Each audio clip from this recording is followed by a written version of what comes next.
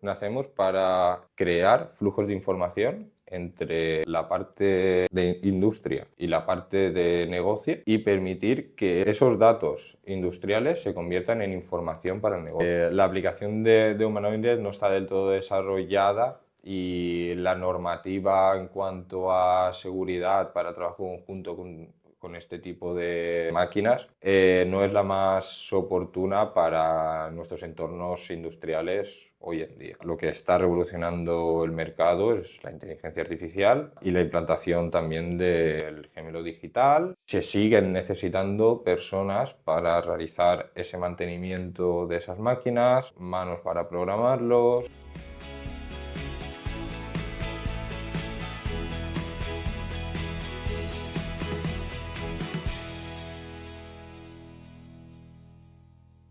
Muy buenas, Israel.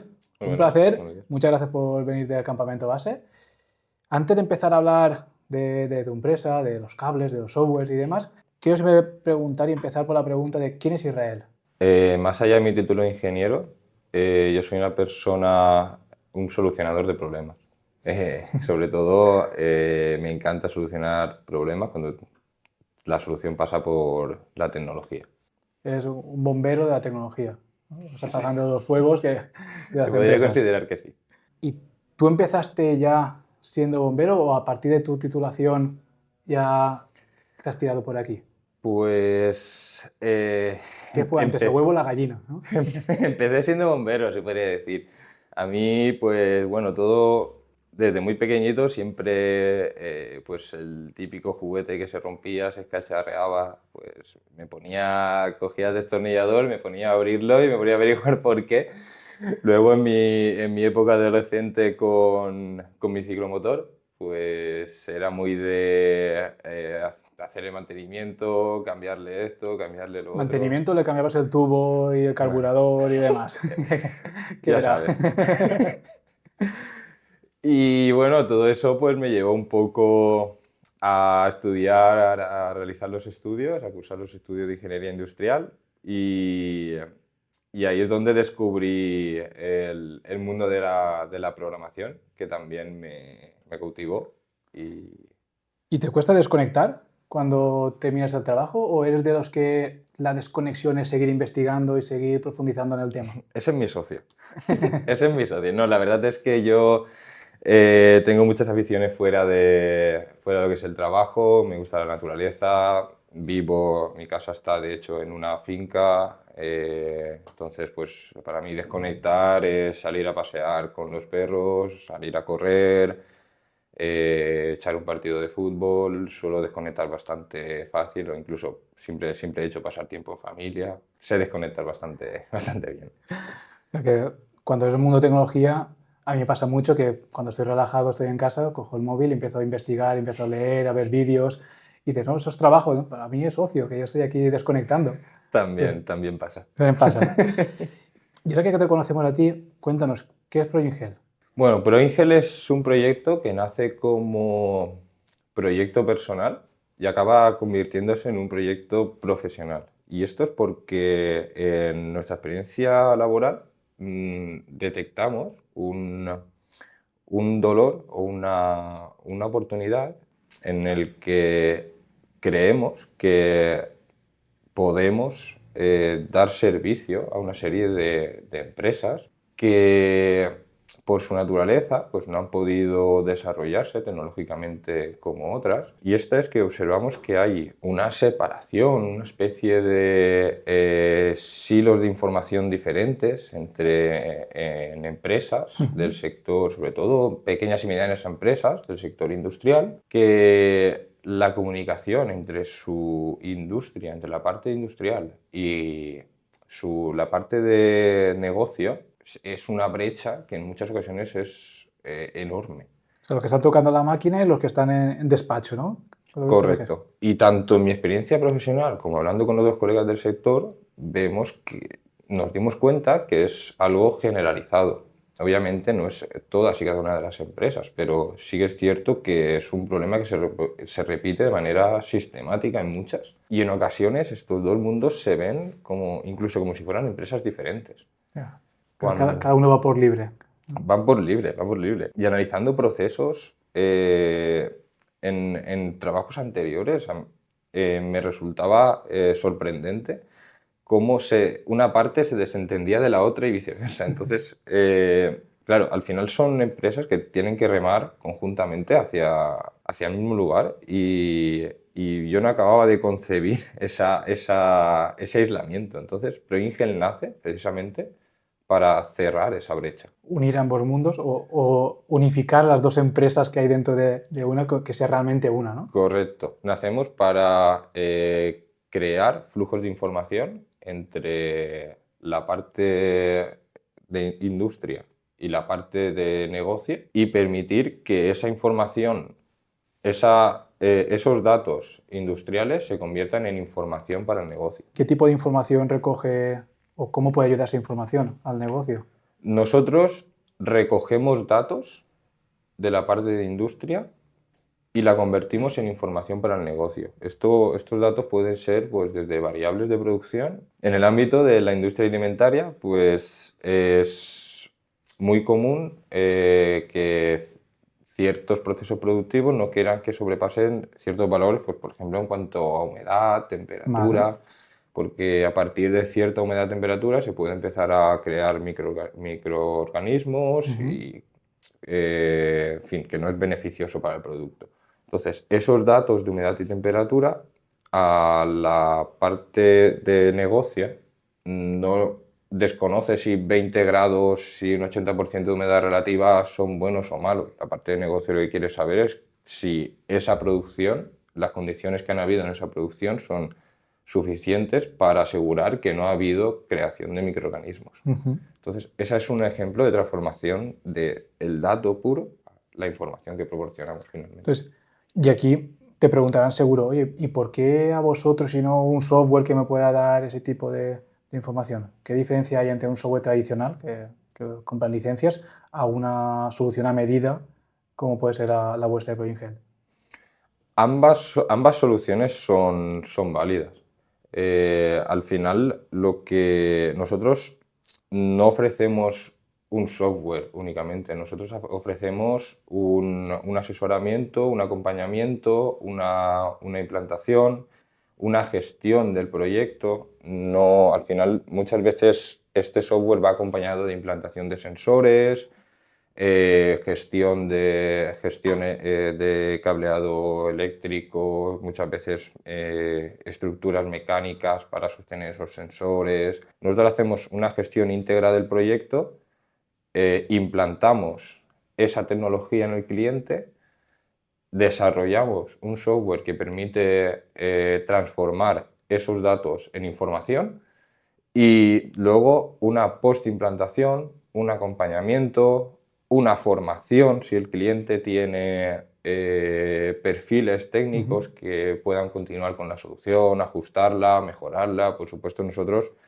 ayudamos también en eso al cliente. Nosotros al final no somos una consultoría al uso porque no nos consideramos consultora tecnológica, somos más bien unos implantadores tecnológicos y unos partners tecnológicos. Ya no solo que implementa, sino que desarrolla la implementación, por lo que dices. Claro. Y no, claro, que muchos se quedan en el Excel, ponme aquí dos números en el Excel que te meto una automatización por detrás y te lo pongo en bonito en un dashboard. Pero ya estoy viendo ahí entre sensores y cableado y demás, o sea, ahí hay un curro importante que el proyecto... Sí, sí, y lo bonito de esto es que cada proyecto es un mundo y a nosotros nos gusta afrontar esos retos tan diferentes y es parte de, esa es la parte que más nos gusta de nuestro trabajo. ¿Cómo logras que esos dos mundos, que es la persona que está con la máquina y la persona de negocio, se entiendan y que no haya tanta rivalidad o tanta separación de comunicación? Tienes que ir hacia protocolos estándares de comunicación, tanto en el ámbito industrial como en el ámbito de desarrollo de software, y, y ese caso de uso concreto del cliente. ¿Vale? Al final hay parte de lógica de negocio o lógica de producción del propio cliente que va intrínseca en nuestro software, y esa es la capa, digamos, ad hoc que nosotros aportamos. No, suele ser una buena idea salirse de estándares, ni tampoco ceñirse única y exclusivamente a estos estándares. Tener algo estandarizado ayuda a que tanto ahora como en un futuro estén los trabajadores actuales o el día de mañana que estén los nuevos, sepan leer y sepan trabajar todo el sistema. Correcto, al igual que apoyarse en tecnologías ya implantadas. Muchos clientes cuentan con SCADAs que ya acceden a ciertos parámetros de información de la fábrica y muchas veces la solución más inteligente es leer desde ese tipo de software y extraer de ahí la información.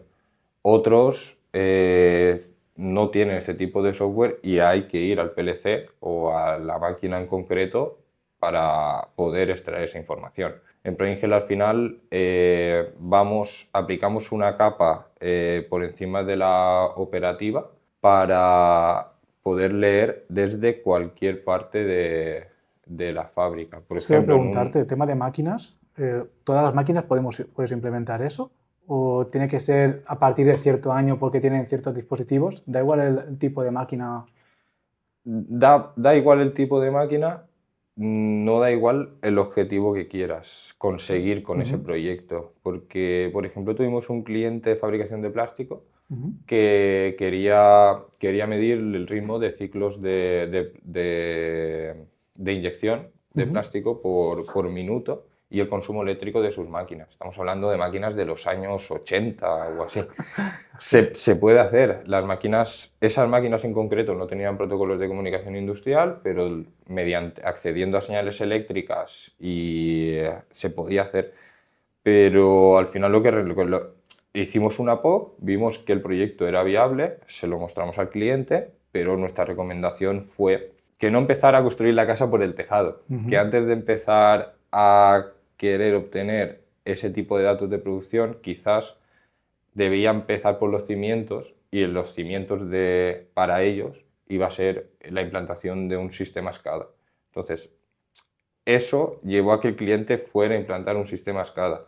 El proyecto para nosotros quedó ahí, pero para nosotros es mucho más importante esa recomendación de ese cliente y ese acompañamiento hacia la madurez tecnológica que haberle hecho el proyecto en su totalidad y que luego el cliente no estuviera satisfecho con lo que hubiéramos hecho.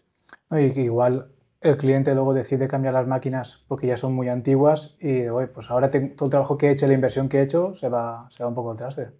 Claro. ¿Cuál sería ese cliente ideal, ese cliente que dice, oye, con este trabajamos perfecto, sé que va a ser un éxito el proyecto porque tiene esto, esto y esto y va a conseguir ver esto, esto y esto? Para nosotros, idealmente, son clientes con cierta madurez tecnológica, tanto en su industria como en su parte de oficina, y ciertos softwares que te permiten, mediante APIs o mediante comunicaciones industriales, esa sincronización. Eso, en nuestro público objetivo, que son las pequeñas y medianas empresas del sector industrial, no siempre está implantado. ¿Y hay alguna industria que sea pionera en esto? Dentro del sector industrial, dice, pues siempre que vamos con la industria del cartón o con la industria del mármol, sirve, es fácil trabajar con ellos. ¿O está estandarizado eso? Más que por el tipo de industria, va más por la mentalidad de la empresa como tal. Es fácil encontrarse con empresas del sector alimenticio con un alto grado de implantación tecnológica y otras que siguen yendo a pedales. Y lo mismo en cualquier tipo de sector. Al final va más en la mentalidad de las personas que dirigen en la empresa que en el sector de la empresa como tal. Claro, igual segunda generación y tercera generación de la empresa que ya empieza la gente joven a pues, Sí, informatizar todo un poco más, digitalizar todo un poquito más. sobre todo cuando toman los mandos y quieren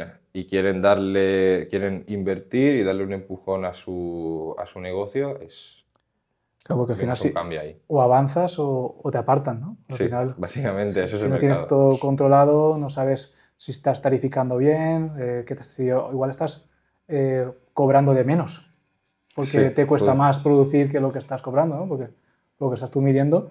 Y Rep, cuéntame un poquito algún caso de alguna empresa con las que estáis trabajando o que vayáis a trabajar que se vea realmente beneficiada de todo este proceso.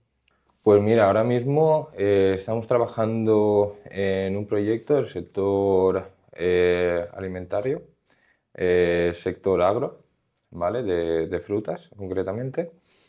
Y a este cliente que trabaja para unos grandes almacenes y tiene una problemática, de hecho la sigue teniendo, en el que el etiquetado de su mercancía no es del todo perfecta y se encuentra con devolución de palés o retrabajos. Es decir, al final el cliente tiene un coste muy alto porque ¿qué cuesta una vez tú tienes un palé montado mediante un brazo robótico? ¿Qué cuesta desmontar ese palé para certificar que todas las cajas tienen su etiqueta correctamente pegada? O incluso peor, si mandas ese palet al cliente y el cliente en su recepción ve que no todas las unidades están etiquetadas, te lo devuelve. ¿Qué cuesta eso? Claro, Eso, aparte del coste monetario, hay un coste reputacional la también. reputación es clave. Con este cliente hicimos un llave en mano, le preparamos un sistema de visión artificial con el que revisaba en la línea de fabricación, antes de la paletización, todas las unidades, leía la etiqueta y corroboraba que la información contenida en esa etiqueta era conforme a la orden de producción que se estaba realizando.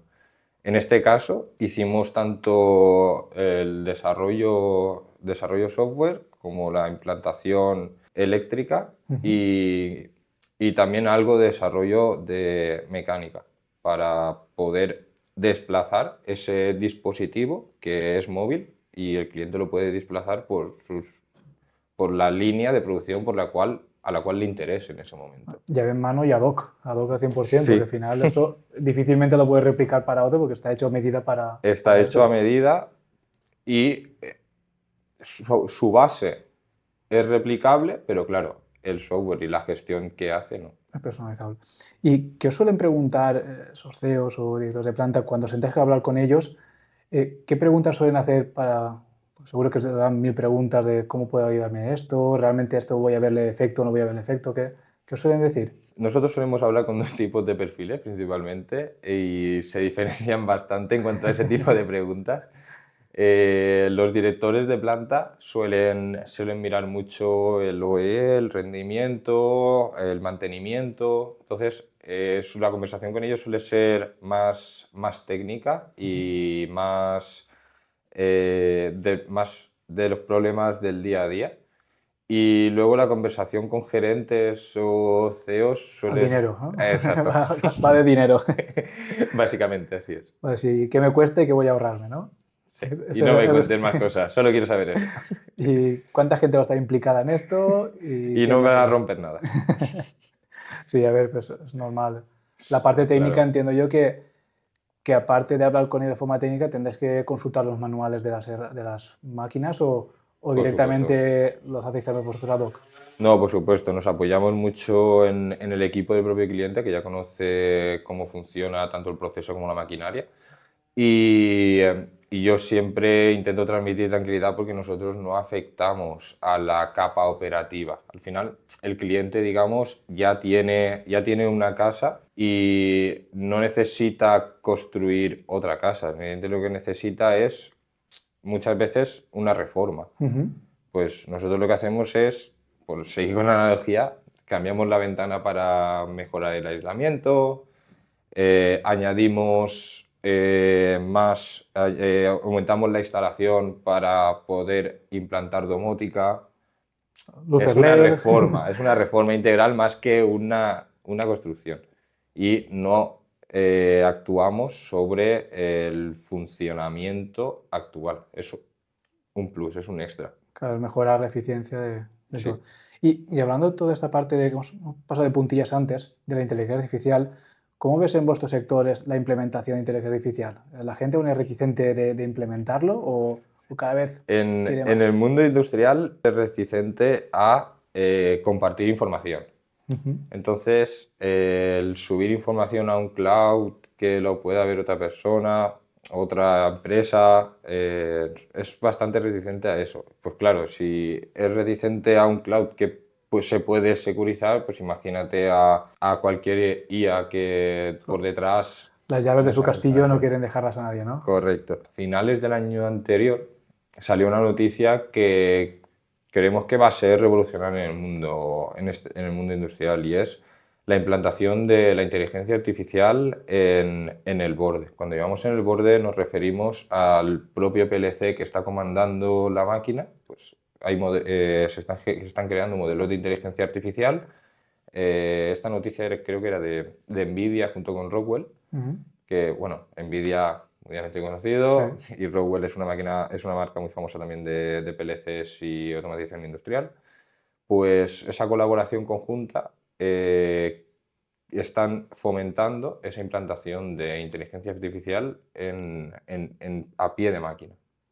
Y tema de humanoides, que eso me llama la atención. Siempre hemos visto los brazos robóticos que van montando y desmontando, pero cada vez más vemos a Elon Musk que va sacando también esas personas que son robots. ¿Ya empieza a implementarse eso o eso es marketing solo? Los humanoides quedan muy bien en YouTube. Es para hacer un vídeo y, y subirlo a YouTube. Entonces nos esperamos que nos hagan la cama y nos laven los platos un poco más, ¿no? Sí, sí, sí, sí. La verdad es que, bueno, la aplicación de humanoides no está del todo desarrollada, y la normativa en cuanto a seguridad para trabajo conjunto con este tipo de máquinas no es la más oportuna para nuestros entornos industriales hoy en día. Hoy en día lo que está revolucionando el mercado es la inteligencia artificial y la implantación también de tecnologías como el gemelo digital o... Y sobre todo el análisis del dato, que con la Sí, por supuesto. información Por supuesto. y la inteligencia artificial te ayuda a coger esos datos, interpretarlos de forma más rápida y prever muchas Claro, al cosas. final el gran poder de la inteligencia artificial no es el que te comande una línea, sino el agilizarte el trabajo en cuanto a toma de decisiones, diagnóstico de un problema, donde la gran mayoría de empresas puede aprovechar esa tecnología. ¿Y hacia dónde crees que va esto? O sea, ¿cuál será? Porque hemos dicho que los humanoides aún nos esperamos un poco.